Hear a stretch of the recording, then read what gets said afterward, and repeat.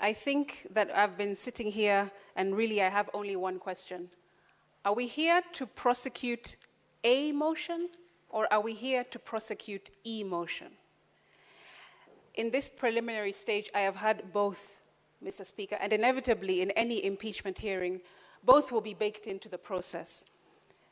But here we are, Speaker, asked to determine between two truths. One truth from the governor's side, which is that there was no sitting. That's his truth.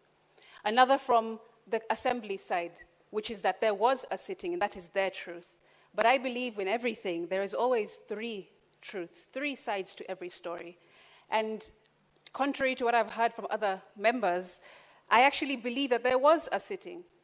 I just do not, at this preliminary stage, feel convinced by the assembly side that it was a valid sitting. Unfortunately, that is the conclusion that I have been able to come to at this stage.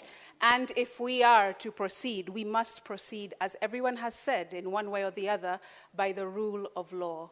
And if that threshold to convince or persuade this House, or majority at least of this House, that there was a valid sitting that took place, and therefore we should proceed into full trial, then, Speaker, I'm afraid we might have to, unfortunately for the Assembly, because I also believe that they must have a case that they are strongly believe and have put effort to bring to this House. But in this case, I would encourage them to go back, bring something that is procedural and correct, and dot all of their I's and cross all of their T's before coming back to the House, and we will listen to them with the rule of law in our hand. Thank you, Speaker. Senator Mandago.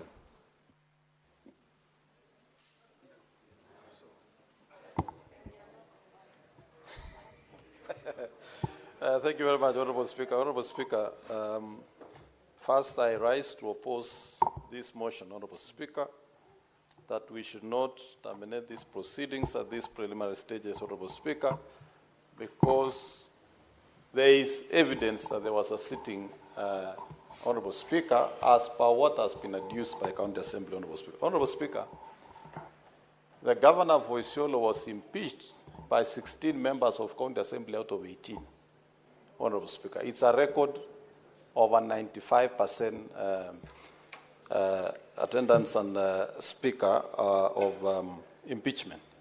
But Honorable Speaker, I want my colleagues to reflect on the roles of Parliament, Honorable Speaker, and the powers of this House, Honorable Speaker.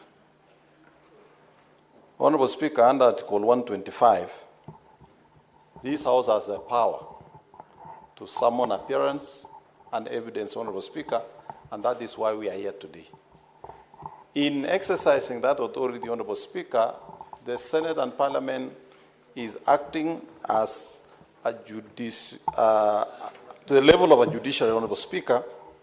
And if you look at the judicial authority under Article 159, Honorable Speaker, there is no reason absolutely as to why, at this stage, Honorable Speaker, we should terminate the proceedings on technicalities, Honorable Speaker. Honorable Speaker, Article 159(1), the judicial authority is derived from the people and it is vests and shall be exercised by the courts and tribunals as established by or the Constitution, Honorable Speaker. Honorable Speaker, if you read Section D, justice shall be administered without undue regard to procedural technicalities, Honorable Speaker. Honorable Speaker, we should allow this process to go to its logical conclusion.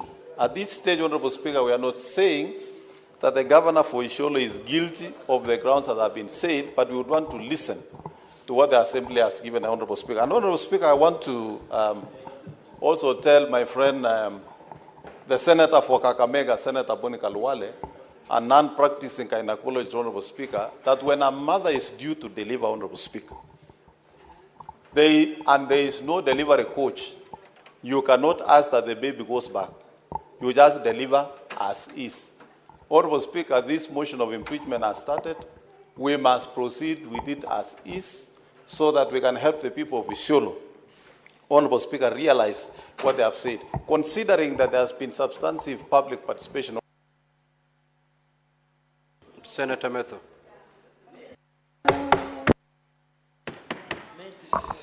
Mr. Speaker, sir, the Senate cannot be reduced to a theater of absurdity. The question before us in this motion, Mr. Speaker, sir, is not a merely procedural question. It is a deep constitutional question that must be answered. Mr. Speaker, sir, just imagine if you were to carry this precedence and allow this motion to go to full hearing, Mr. Speaker. What stops a speaker of another county assembly conveying a message to you, even without any sitting? What stops them? Mr. Speaker, sir, we have been told by the leader of majority, who has been very sensational here when he's speaking, that we want to kill this motion at this level. Mr. Speaker, sir, that is actually not true. I want to disagree with the leader of majority. What we are saying is that if you have the members of the county assembly, just go back, bring a good motion, and we shall prosecute it. The Senate has not said that we are not ready to prosecute this particular motion. Mr. Speaker, sir, the senator from Mombasa has also alluded that let us just deal with this motion. If Governor Guyo is impeached, he can go to court. The prescription that the senator from Mombasa has given is that let us take poison and then we can take milk later. That shall not happen and we cannot do it. We cannot take poison as we are seeing. This motion is defective. There was no sitting of the county assembly. And so therefore, there is no recourse to it. Mr. Speaker, sir, I want to say, and I want to be very, very careful with the words that I want to choose so that I'm not disrupted by many people who want to disrupt us as we are speaking here. I do not like the leadership style of President William Ruto, but the Constitution does not give me a recourse.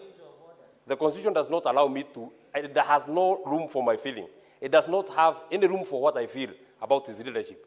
The Constitution allows me to only wait until 2027, painfully. So, Mr. Speaker, sir, even for the members of the county assembly, theirs is not a long wait as mine and Senator Wambua. Theirs is just going back. In fact, Mr. Speaker, I'm thinking in my mind, if they were to just go back to the county assembly and process this motion as it is supposed to be, we can't say that this motion has been lost, so they have to wait for 6 months, because there was no motion anyway, because there was no sitting anyway. They can sit tomorrow, process this motion, and bring it here and convey a message to you on Thursday. And we'll be here. Mr. Speaker, you can see, I woke up very early. You can see how I need to took care of my hair. You can look at me and see that I was very ready to prosecute the business of Isiolo, Mr. Speaker. So we shall be here and we shall be available. If you call us on a Sunday, we'll be here. If you call us on a Monday, we shall be here, so that we give justice to the people of Isiolo, including the governor, who is also a son of the county government of Senator Hezana.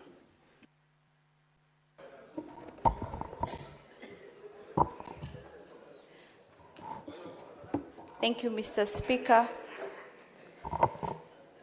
And Mr. Speaker, I believe the members of the County Assembly deserved a fair hearing, because these people represent the grassroots, and that means the MCAs represent the people at the grassroots.